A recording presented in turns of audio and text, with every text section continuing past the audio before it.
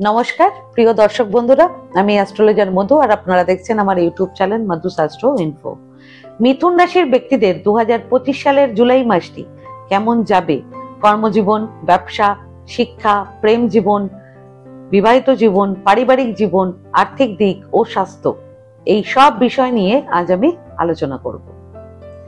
সকলেরই মনে কৌতূহল থাকে যে আসন্ন মাসটি কেমন যাবে, কোন কোন ক্ষেত্রে হবে ভাগ্যোন্নতি আর কোন কোন ক্ষেত্রে আপনারা সাফল্য পাবেন, এই রাশিফলের ভিডিওতে আমি আপনাদেরকে বলবো।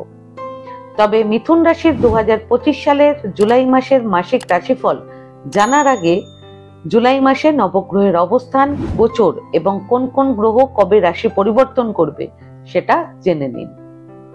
মিথুন রাশির রাশিচক্রের প্রথম ঘরে সূর্য ও বৃহস্পতি একসাথে, দ্বিতীয় ঘরে বুধ, তৃতীয় ঘরে মঙ্গল ও কেতু একসাথে, নবম ঘরে রাহু, দশম ঘরে শনি এবং দ্বাদশ ঘরে শুক্র উপস্থিত রয়েছে। এর মধ্যে শনি জুলাইয়ের 13 তারিখ থেকে নভেম্বরের 27 তারিখ পর্যন্ত বক্রী অবস্থায় থাকবে এবং বুধও জুলাইয়ের 18 তারিখ থেকে অগাস্টের 10 তারিখ পর্যন্ত বক্রী অবস্থায় থাকবে। সেই সঙ্গে বৃহস্পতি জুলাইয়ের 9 তারিখে মিথুন রাশিতে উদিত হবে। এরপর জুলাইয়ের 16 তারিখে সূর্য রাশি পরিবর্তন করে কর্কট রাশিতে প্রবেশ করবে এবং জুলাইয়ের 26 তারিখে শুক্র রাশি পরিবর্তন করে মিথুন রাশিতে প্রবেশ করবে। এরপর জুলাইয়ের 28 তারিখে মঙ্গল রাশি পরিবর্তন করে কন্যা রাশিতে প্রবেশ করবে। এই গ্রহদের রাশি পরিবর্তন ও গোচরের প্রভাব বিভিন্ন রাশির মানুষদের জীবনে ভিন্ন হতে পারে। এবার মিথুন রাশির 2025 সালের জুলাই মাসের মাসিক রাশিফল আপনারা জেনে নিন। এই রাশিফল আপনাদের চন্দ্র রাশির ওপর অর্থাৎ মুন সাইনের ওপর এবং গ্রহ গোচরের ওপরে ভিত্তি করে আমি বলবো। 2025 সালের জুলাই মাসটি মিথুন রাশির ব্যক্তিদের জন্য অনেক ক্ষেত্রে অনুকূল থাকার সম্ভাবনা রয়েছে। সবার প্রথম আমি কর্মজীবন দিয়ে শুরু করছি। আপনাদের কর্মস্থানের অধিপতি বৃহস্পতি প্রথম ঘরে উপস্থিত থাকবে। সে কারণে কর্মস্থানে কিছু অপ্রত্যাশিত ফলাফল দেখা যেতে পারে এই মাসে। অফিসের কাজের জন্য ভ্রমণেরও সম্ভাবনা রয়েছে। এরপর জুলাইয়ের 28 তারিখে মঙ্গল কন্যা রাশিতে প্রবেশ করলে আপনারা কর্মক্ষেত্রে বড় স্বীকৃতি কিংবা পদোন্নতি পেতে পারেন। তবে শনি আপনাদের দশম ঘরে পুরো মাস থাকবে। সে কারণে আপনাদের কঠোর পরিশ্রম করতে হবে এবং কাজে মনোযোগও বাড়াতে হবে। যারা চাকরি করছেন এবং যারা চাকরি খুঁজছেন তাদের উভয়ের জন্যই সবচেয়ে ভালো সময় থাকবে জুলাইয়ের 24, 25, 26, 27 এবং 28 তারিখ এবং প্রমোশন পাওয়ার প্রবল সম্ভাবনা থাকবে জুলাইয়ের 28 তারিখ থেকে অগাস্টের 12 তারিখের মধ্যে। ব্যবসার দিক থেকে জুলাই মাসটি অত্যন্ত অনুকূল থাকার সম্ভাবনা রয়েছে। ব্যবসাতে নতুন সুযোগ পাবেন এবং আপনারা নতুন প্রজেক্টে কাজে প্রচুর সফলতাও পাবেন। আপনাদের ব্যবসা বৃদ্ধি পাবে। ব্যবসার থেকে বড় আর্থিক লাভেরও সম্ভাবনা রয়েছে এ মাসে। তবে ব্যবসায়িক কোনো গুরুত্বপূর্ণ সিদ্ধান্ত নিতে হলে আপনারা অবশ্যই কোনো অভিজ্ঞ ব্যক্তির কাছ থেকে পরামর্শ নিয়ে নেবেন।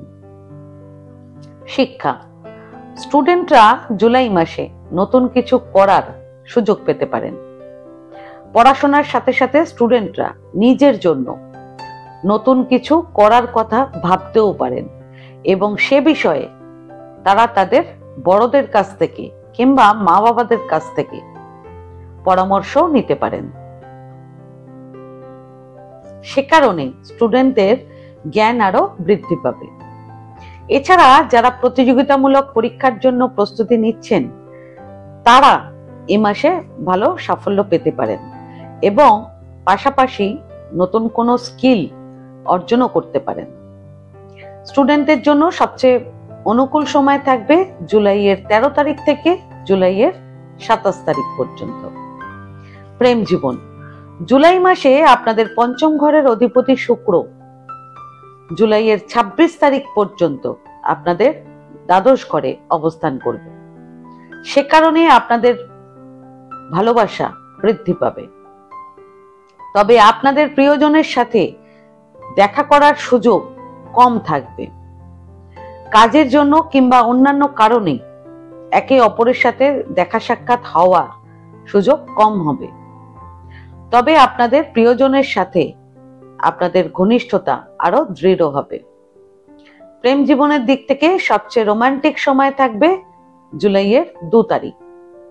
এবং যারা অবিবাহিত তারা এ মাসে বিশেষ কারো ব্যক্তির সাথে, অর্থাৎ বিশেষ কোনো ব্যক্তির সাথে দেখা করতে পারেন, যার প্রতি আপনারা আকৃষ্ট হতে পারেন। সেই সঙ্গে যারা অবিবাহিত, বিবাহযোগ্য এবং বিয়ের অপেক্ষায় রয়েছেন তাদেরও জুলাইয়ের 7 তারিখ থেকে জুলাইয়ের 11 তারিখের মধ্যে বিয়ের প্রস্তাব আসতে পারে, কিংবা বিয়ের জন্য কথা আলোচনা হতে পারে। বিবাহিত জীবন, আপনাদের 7ম ঘরে শনির দৃষ্টি থাকবে। সে কারণে বিবাহিত জীবনে ছোটখাটো ব্যাপারেই ঝগড়াঝাটি হতে পারে। তবে আপনাদের 7ম ঘরের অধিপতি বৃহস্পতি আপনাদের 1ম ঘরে থাকায় বৈবাহিক সম্পর্ক টিকে থাকবে। তবে জুলাইয়ের 12 তারিখের মধ্যে আপনাদের শ্বশুর বাড়িতে কোনো অনুষ্ঠান হতে পারে। আর জুলাইয়ের 12 তারিখের মধ্যে ওই শ্বশুর বাড়িতে যে অনুষ্ঠান হবে তার মধ্যেই আপনাদের শ্বশুর বাড়ির লোকেদের সাথে মতবিরোধ হওয়ার প্রবল সম্ভাবনাও থাকবে। সে কারণে আপনারা জুলাইয়ের 12 তারিখ পর্যন্ত খুব সতর্ক থাকবেন, কারণ আপনাদের শ্বশুর বাড়ির সাথে সম্পর্ক খারাপ হতে পারে। এরপর জুলাইয়ের 13 তারিখ থেকে জুলাইয়ের 27 তারিখের মধ্যে আপনারা জীবন সঙ্গীর সাথে কোথাও বেড়াতে যেতে পারেন, ধর্মীয় কোনো স্থানে। পারিবারিক জীবন, আপনাদের 2য় ঘরে বুধ অবস্থান করবে।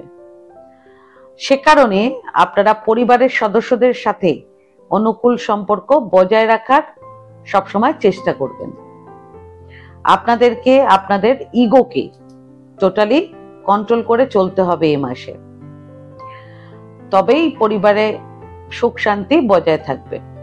অন্যথায় জুলাইয়ের 22 তারিখ থেকে জুলাইয়ের 26 তারিখের মধ্যে পারিবারিক জীবনে কিছু সমস্যা হতে পারে। সেজন্য তর্ক বিতর্ক টোটালি এ সময় অ্যাভয়েড করে চলবেন। আর্থিক দিক, আপনাদের লাভের ঘরের অধিপতি মঙ্গল মাসের বেশিরভাগ সময়টাই, অর্থাৎ জুলাইয়ের 28 তারিখ পর্যন্ত আপনাদের 3য় ঘরে খুবই ভালো অবস্থানে থাকবে। সে কারণে আপনারা আপনাদের কঠোর পরিশ্রম এবং কর্ম অনুসারে, অর্থাৎ কাজ অনুসারে খুবই আর্থিক লাভ পাবেন। ব্যবসার সাথে যুক্ত ব্যক্তিরা এই মাসে দারুণ লাভ করতে পারবেন। সেই সঙ্গে চাকরিজীবীরাও প্রমোশন কিংবা বেতন বৃদ্ধির সুবিধা অথবা ভাতা পেতে পারেন এই মাসে। আপনাদের হাতে বড় অঙ্কের টাকা আসবে, মানি ফ্লো হবে জুলাইয়ের 29 তারিখের মধ্যে। তবে চেষ্টা করবেন আপনাদের অর্থ কোথাও নিরাপদভাবে সঞ্চিত রাখার, কোথাও ইনভেস্ট করে রাখার। তবে ইনভেস্টের জায়গাটা সঠিকভাবে দেখে তারপর করবেন। ফাইন্যান্সিয়ালি সবচেয়ে ভালো সময় থাকবে জুলাইয়ের 24 এবং 25 তারিখ। স্বাস্থ্য, আপনাদের রাশির অধিপতি বুধ 2য় ঘরে একটি ভালো অবস্থানে থাকবে। তবে জুলাইয়ের 18 তারিখ থেকে বুধ বক্রী অবস্থায় চলে যাবে।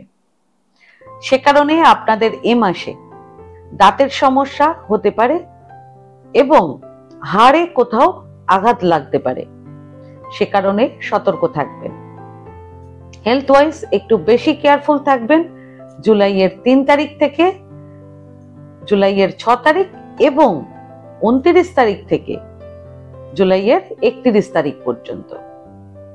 পাশাপাশি এই সময়, যেই সময়গুলো আমি বললাম, এই সময়ের মধ্যে আপনারা শত্রুদের থেকে এবং ঋণের থেকেও, মানে কোথাও যদি ঋণ নিয়ে থাকেন তাহলে সেই জায়গা থেকেও আপনারা একটু সতর্ক থাকবেন। কি প্রতিকার করবেন এবার জেনে নিন। সবার প্রথম প্রতিকার, প্রত্যেকদিন স্নান টান সেরে শুদ্ধ বস্ত্রে কপালে কেশর দিয়ে তিলক অবশ্যই লাগাবেন। দ্বিতীয় প্রতিকার, যে কোনো শনিবার কালো রঙের জুতো বা চপ্পল আপনারা গরিব অসহায় ব্যক্তিদের দান করবেন। তৃতীয়, যদি সম্ভব হয় তাহলে একটি ভালো মানের পোকরাজ রত্ন সোনার আংটিতে বাঁধিয়ে শোধন করে নিয়ে আপনারা বৃহস্পতিবার দিন সকাল 8টার আগে তর্জনী আঙুলে ধারণ করবেন। এতে আপনারা প্রচুর সাফল্য পাবেন এবং আপনাদের ভাগ্য উন্নতি হবে। আজকে ভিডিওটা আমি এখানেই শেষ করলাম।